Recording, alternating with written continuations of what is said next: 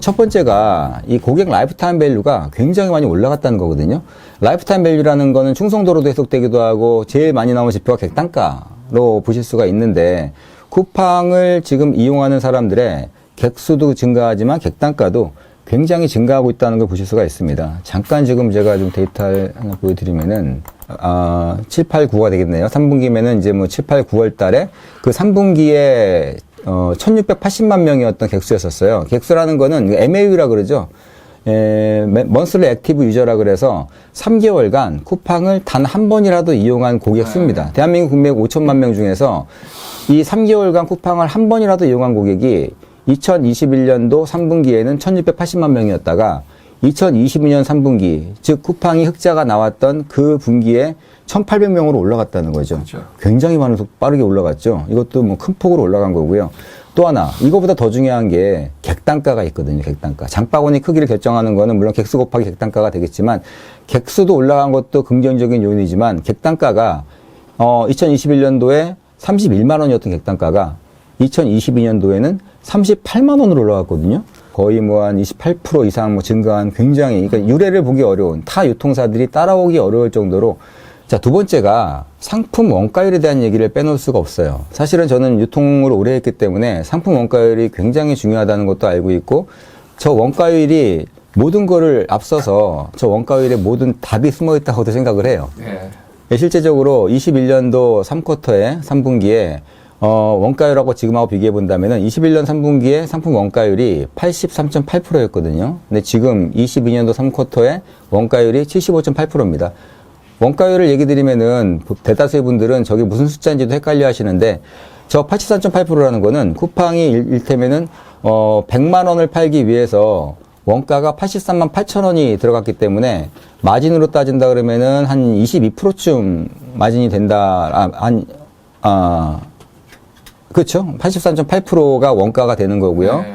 그러면 마진이 17%, 18%쯤 되는 거죠. 상품 마진이. 83%가 원가니까 쿠팡이 100만 원 팔아가지고 17만 원 남는 겁니다. 자, 그게 뭐 일반적으로 작다 크다 문제가 아니라 이커머스 업체들의 평균적인 마진율이라고 보셔도 돼요. 18% 정도가.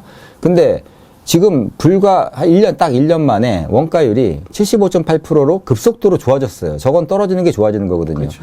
이익이 25%가 나왔다는 거예요. 상품 팔아가지고 그때는 100만 원 팔아가지고 13만 원 남았다면은 지금은 100만 원 팔아가지고, 100만 원 팔아서 17만 원 남았다면은 지금은 100만 원 팔아가지고 25만 원. 25%의 이익률이라는 거는 국내 대형마트들이 수십 년 동안 그 빌드업을 해가지고 쌓아오면서 거기서 나오는 원가율이 평균적으로 25%거든요.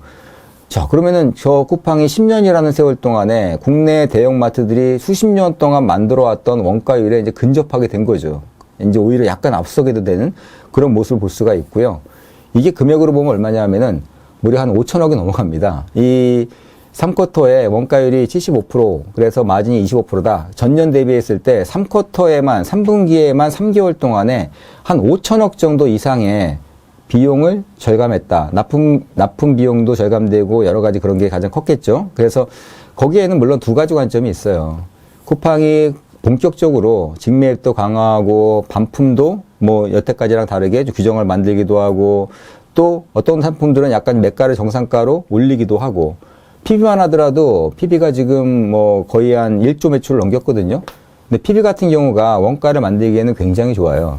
다른 상품보다도 원가율이 굉장히 좋기 때문에 일반적으로 납품받는 상품들이 마진이 뭐 한 40%, 뭐 30% 이렇게 된다면 PB는 뭐 한 50%, 60% 이상을 마진으로 볼 수가 있기 때문에 거기다가 또 이제 사실은 이제 공격적으로 영업하는 부분도 있지만 약간 보수적인 방식으로 전환이 되는 바람에 그동안에는 이제 가격을 많이 내려가지고 최저가 정책을 폈다면은 이제는 적정 가격으로 아마존도 똑같았거든요. 아마존도 어느 순간부터 적정 가격을 받기 시작했는데 판매 가격을 몇 차례 올리면서 PB 상품도 한 4, 5% 정도 인상을 한 요인이 좀 있었었어요. 1조 매출이면은 PB 매출 그 정도만 올리더라도, 판매가 올리더라도 충분히 한 500억 정도도 거기서도 회수할 수가 있는 거죠. 그만 이제 상품에 대한 가격 관리가 본격적으로 되고 시작했다. 자신 있다라고 볼 수도 있겠죠. 그동안에는 가격 전쟁으로 10원, 10원 이런 10원 전쟁을 했다가 이제는 그런 10원 전쟁 필요 없다. 쿠팡의 물류 인프라면은 가격이 조금 뭐 다른 데보다는 조금 비싸도 충분히 고객을 낙인할 수 있다는 자신감일 수도 있습니다. 다만 상품 원가율 좋은 얘기만 드렸는데 뭐 잠시 후에 다시 한 번 더 얘기 드리겠지만 여기에는 사실은 이 쿠팡 자체의 노력도 굉장히 많이 들어갔지만 그 쿠팡의 협력업체들도 굉장히 많은 또 어떤 부분에 협조도 좋은 얘기 의미로 협조고 어떤 의미로는 또 그분들에 대한 또 마진에 대한 부분도 얘기를 안 할 수는 없어요. 그렇죠. 그리고 이제 이게 대기업도 있지만 그런 부분들하고 중복돼서 얘기한다면은 쿠팡이 지금 대기업과 대기업의 싸움을 많이 벌였지 않습니까? 그 기본에는 기존 작년 같은 경우에도 LG 생활건강하고의 납품가이나 결과적으로는 이제 공정위에서는 LG 생건 쪽에 손을 들어주긴 했지만 그리고 나서 올해 같은 경우에는 이제 또 CJ하고 본격적으로 지금 또 시작을 했죠. 내부적으로는 솔직히 각과 갑의 싸움이니까 어디가 이길지도 모르겠고요. 누가 오른지도 모르겠어요, 사실은. 그리고 상품 이익이라는 거는 사실은 굉장히 좀 시크릿한 부분이기 때문에 발표가 안 돼요.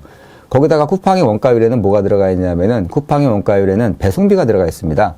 일반적으로 마트 같은 경우에는 그냥 뭐 햇반이 몇 프로야? 햇반이 마진이 뭐 20%야? 그러면 그게 햇반의 마진이지만 쿠팡 같은 경우에는 햇반의 총 가격 대비 납품가, 그 다음에 햇반을 배송할 때 들어가는 비용, 이 두 가지를 합쳐서 햇반의 마진을 뽑는다는 거죠. 그러니까 마트가 만약에 햇반 마진 20%라 그러면은 쿠팡은 30% 마진이라고 하더라도 배송비가 만약에 뭐 10%, 평균 배송비가 15%인데 배송비까지 감안하면은 쿠팡이 오히려 더 손해 보면서 상품을 받는다라는 쿠팡 측의 얘기도 일리가 있어요. 제가 쿠팡 측에 있는 그 직원들하고도 얘기해 보면은 그런 혼합되어 있는 형태이기 때문에 일반적인 마트랑 비교하기가 어렵다. 그래서 지금 그 원가율을 계산하는 것도 굉장히 복잡하고 이제 어떻게 보면은 쿠팡이 바잉 파워가 어마어마하게 커졌기 때문에 그런 부분들을 뭐 쿠팡 관점에서 본다면은 조금 더 정상화시켜 나가는 거고 반대편 입장에서 본다면은 기존에 있던 납품가에서 그렇게 올리게 된다 그러면은 시장에 대한 또 우월적 지위라는 그런 부분에 대한 반발이 있는 거고 그 와중에 각과 갑의 싸움, 대기업 간의 싸움은 어쨌든지 간에 그들이 뭐 풀어나갈 문제지만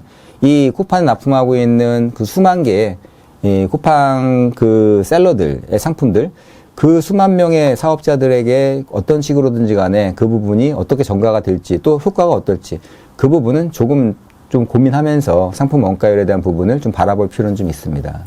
자, 이제 세 번째가 이제 물류센터 관련된 부분이고요. 배송에 대한 부분입니다. 그런 노력도 물론 기본으로 있겠지만 기본적으로는 물류센터의 이런 운영이라든지 배송에 대한 프로세스라든지 이런 부분을 개선하기 위해서 굉장히 많은 노력들을 하고 있어요. 뭐 다른 데들은 도저히 상상도 못하는 프로세스를 개선하기는 인력만 한 280명, 거의 300명에 가까운 인력이 그 내부적으로 낭비가 되고 있는 요소라든지 쿠팡에서 지금 버려지고 있는 그런 비용들을 찾기 위해 가지고 지금 한 10년째 고생하고 있는 거고 그게 하나하나가 지금 결실을 지금 이제 맺고 있는 부분도 분명히 있습니다. 그래서 지금 뭐 여러 가지 UPH라고 불리는 뭐 통제 시스템이라든지 SIOC라고 불리는 뭐 무포장 배송 그리고 뭐 싱귤레이션 또 시간대별로 이 고용을 물류센터별로 효율하기 위해서 인력을 계속 그런 부분들을 뭐 바꿔서 혹은 축소하고 뭐 약간 그런 부분들 효율하는 부분이라든지 네 번째는 이제 와우 멤버십이죠. 그 로켓 와우 멤버십이 2020년도에 600만 명이었는데 작년 기준으로 900만을 돌파했잖아요.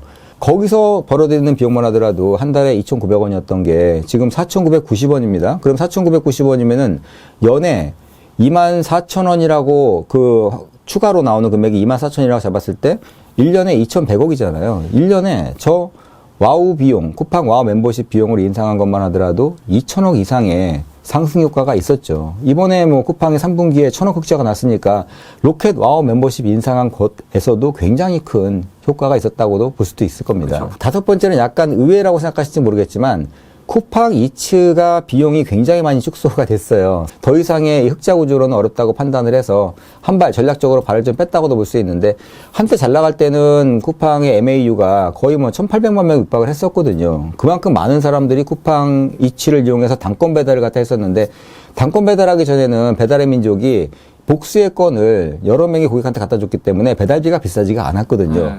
근데 단건 배달을 하면서는 배달원 한 사람한테 들어가는 비용이 최소한도 6,000원, 7,000원을 줘야 됐기 때문에 그 비용을 음식점에서 다 줄 수가 없죠. 음식점에서 3,000원을 준다 그러면은 고객이 만약에 1,000원을 주고 그 다음에 나머지가 쿠팡이나 배달의 민족에서 2,000~3,000원이 나가는 구조였기 때문에 거기서 제가 판단한 거는 연간 거의 한 3,000억 정도, 2,000억 이상 3,000억까지의 그 정도의 프로모션 비용이 지출이 됐던 거죠.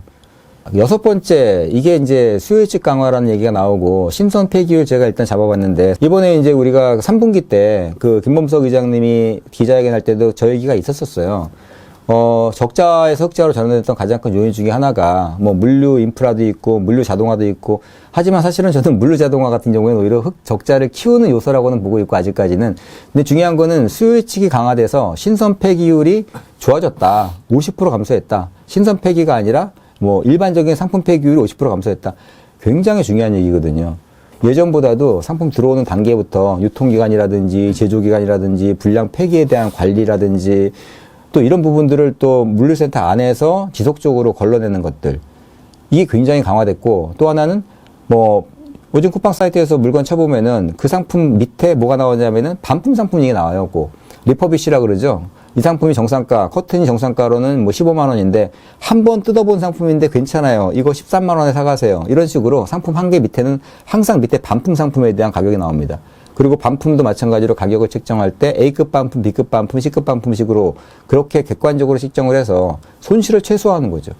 그리고 7번째로는 로켓 그로스 확대라고 제가 지금 테마를 잡았는데요. 로켓 그로스라는 거는 쿠팡의 로켓 상품하고 유사한 상품입니다. 거의 뭐 여러분들이 보시기에는 동일한 상품이라고 보셔도 돼요. 이를테면은 여러분들이 지금 우리가 일반적으로 쿠팡에 가서 쇼핑을 할 때 제일 먼저 검색하는 게 로켓 배송이죠. 심지어는 로켓 배송만으로 클릭해가지고 그것만으로 구입하지 않습니까? 하루라도 빨리 받기 위해서 혹은 또 내가 좀 이걸 안정적으로 받기 위해서. 왜냐하면 로켓 배송을 제외한 나머지 상품들은 셀러 배송이라 그래가지고 이게 뭐 3일 뒤에 올지 이틀 뒤에 올지 그리고 그때 언제 올지도 모르고 상품에 대한 그 반품도 보장이 안 되잖아요. 상품에 대한 것도 내가 받아서 잘못됐으면은 그 업체한테 전화해가지고 직접 보내야 되는데 그게 바로 로켓 크로스 상품이 일반 셀러가 그런 식으로 팔던 상품을 쿠팡이 즉 당신이 지금까지 쿠팡에서 팔던 상품을 우리한테 가지고 오면은 그 상품을 로켓 배송하고 똑같이 우리가 재고 관리해주고 배송해주고 반품 관리해주겠습니다. 라는 게 로켓 크로스라는 겁니다. 즉 여러분들은 지금 우리는 흔히 로켓 상품이 일반적으로 쿠팡의 풀필먼트라고 얘기했는데 사실은 풀필먼트라고 엄밀하게 얘기하는 거는 이커머스 풀필먼트라는 그 비즈니스는 제3자 상품을 대상으로 하는 그 상품 서비스거든요.